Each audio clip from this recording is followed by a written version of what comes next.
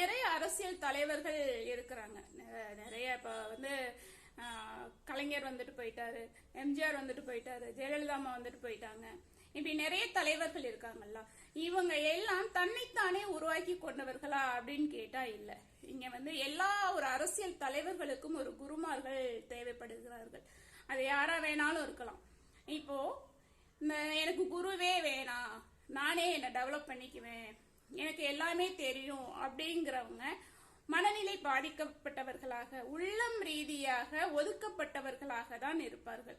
இது எனக்கு எல்லாமே தெரியும், சைக்காலஜிக்கலா எனக்கு நிறைய ஃபேக்டர் தெரியும், அதன்படி நான் பயணிச்சு நான் சக்சஸ் பண்ணுவேன் அப்படின்னு சொல்லக்கூடிய தலைவர்கள் கிடையாது.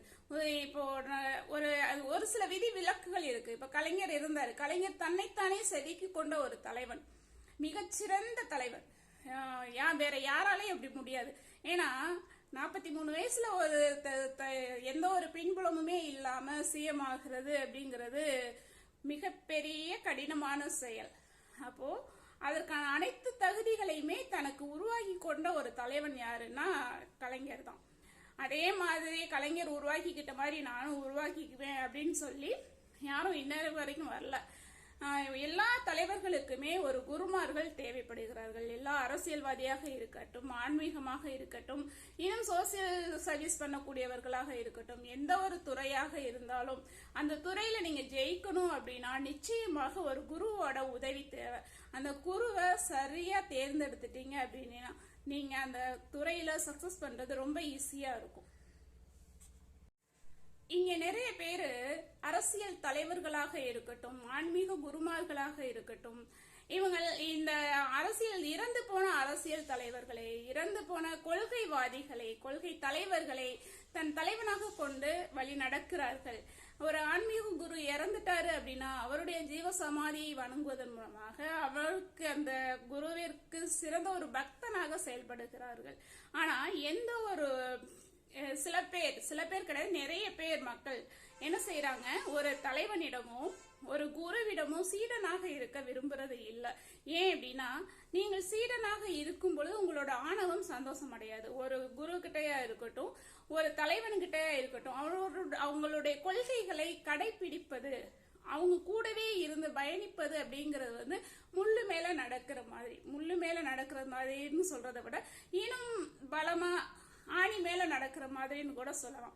ரொம்ப கஷ்டமான சூழல், அவங்க கூட பயணிக்கிறது ரொம்ப கஷ்டம். அதனாலதான் நிறைய தலைவர்கள் இங்கு கொள்கை தலைவர்களையும் ஆன்மீக குருமார்களையும் இறந்து போனவர்களை வழிபடுகிறார்களே தவிர அவர்களுடன் இருந்து ஒரு நல்ல ஒரு சீடனாக இருந்து பயணிக்க விரும்புறதே கிடையாது. நாம ஒரு சீடனாக இருந்து கற்றுக்கொள்ள தயாரானோமானால் நாமும் சிறந்த தலைவராக மாற முடியும். இயற்கை எந்த ஒரு கலாச்சாரத்தையோ நாகரிகத்தையோ பண்பாடையோ ஆன்மீகத்தையோ அரசியலையோ உருவாக்கவில்லை, படைக்கவில்லை. பொதுவாக இயற்கை விலங்கினங்களை உருவாக்கியது. விலங்கினங்கள்ல ஒன்றுதான் மனித இனம். மனிதனும் மனித விலங்கு தான். இந்த மனித விலங்குகளுக்கும் சரி, காட்டில் வாழக்கூடிய விலங்குகளுக்கும் சரி, நம்ம வீட்டில் வளர்க்கக்கூடிய விலங்குகளுக்கும் சரி, எல்லாவற்றிற்குமே ஒரு உணர்வையும் கொடுத்தது. என்னன்னா பசிங்கிற உணர்வை கொடுத்தது. அந்த பசியை ஃபில் பண்ணிக்கிறதுக்காக, அந்த பசி உணர்வை முழுமைப்படுத்திக் கொள்வதற்காக அதை தேடுதல்ல போயிட்டு சில காய்கனிகளையும் கொடுத்துச்சு இயற்கை. காடுகள் மூலமாக, மரங்கள் மூலமாக. இந்த காட்டில் விளைந்தவற்றை எல்லாம், இப்போ ஒரு மாங்காய் கிடைக்குது அப்படின்னா மாங்காய முழுமையா சாப்பிட்டா அது விலங்கு, அது அப்படியே சாப்பிட்டா விலங்கு. அதை எடுத்து அதை பல வெரைட்டியா செஞ்சு சாப்பிட்டா மனிதன். இந்த உருவாக்குனது மனிதன் தானே தவிர இயற்கை கிடையவே கிடையாது.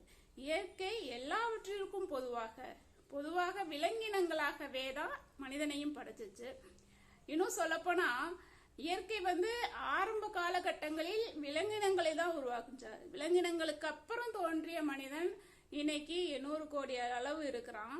ஆனா அதுக்கு முன்னாடி தோன்றிய எந்த ஒரு உயிரினமும் கோடிக்கணக்கில் கூட இல்லை. இந்த மனிதன் எல்லா விலங்கினங்களுக்கும் பின்னால உருவான அந்த மனிதன் என்ன செஞ்சிட்டான், விலங்கினங்களை வேட்டையாடிட்டான். இயற்கை உருவாக்கிய காடுகளை அழிச்சிட்டான். இயற்கையாக உருவான மலைகளை வெட்டி எடுத்துட்டான்.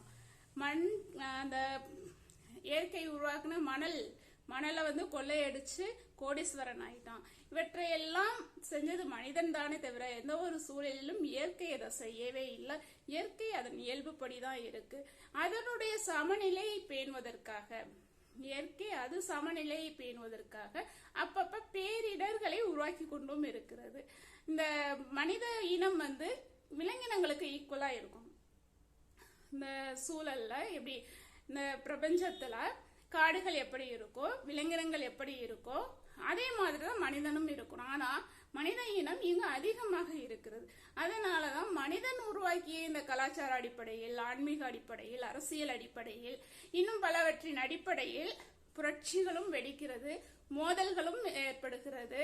பல பிரச்சனைகளுக்கு உட்பட்டு மனிதன் தன்னைத்தானே அழித்துக் கொள்கிறான். ஒரு மனிதன் பிறரை அழிப்பதன் மூலமாக அவனும் இந்த இயற்கைக்கு உட்பட்டவனாக தான் செயல்பட்டு கொண்டு இருக்கிறான். அதாவது இயற்கை என்ன நினைக்குது, நம்ம உருவாக்குன எல்லாம் சமமா இருக்கணும்னு தான் நினைக்குது. இல்ல நான் உயர்ந்துகிட்டே போவேன்னு நினைக்கிற மனிதன் ஒவ்வொரு நிமிடத்திலும் அவனை அழித்து கொண்டு இருக்கிறான் அப்படிங்கிறது தான் உண்மை.